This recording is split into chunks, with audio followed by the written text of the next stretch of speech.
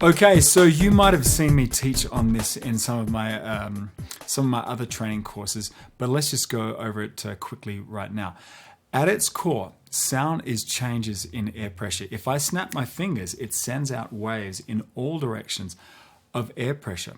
Those waves of pressure make their way to your ears and vibrate your eardrum in sympathy with those waves, and you just perceive that as sound. If there was no air in here, we wouldn't be able to hear a thing, because sound is changes in air pressure. And that's why in space no one can hear you scream. That's a reference to the original Alien movie, if any of you are old enough to remember that one. Okay, so our ears can also detect the rate of those sound waves.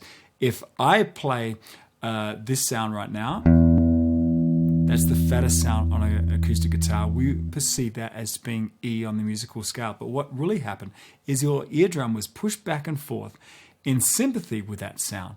And get this, your brain counted it as happening 82.41 times a second. Can you believe that it counts those waves and you just perceived it as an E?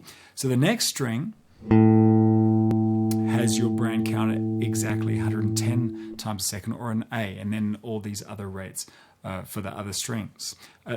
By the way, a shortcut for saying 110 compressions of air waves per second is just to say 110 hertz.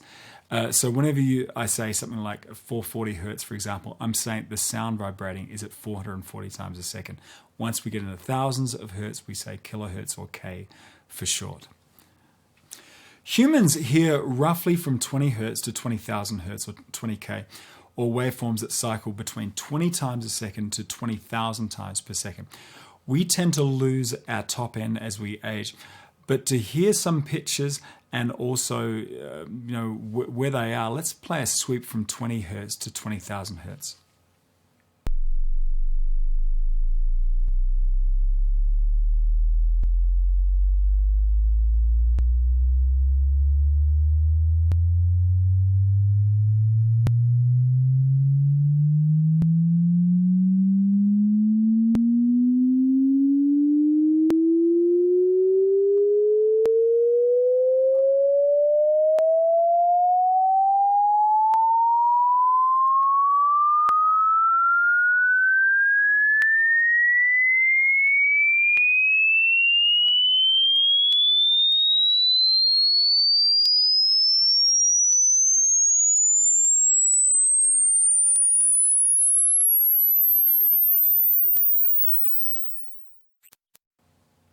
It's kind of like how light is broken up into different wavelengths of color through a prism or a rainbow, right?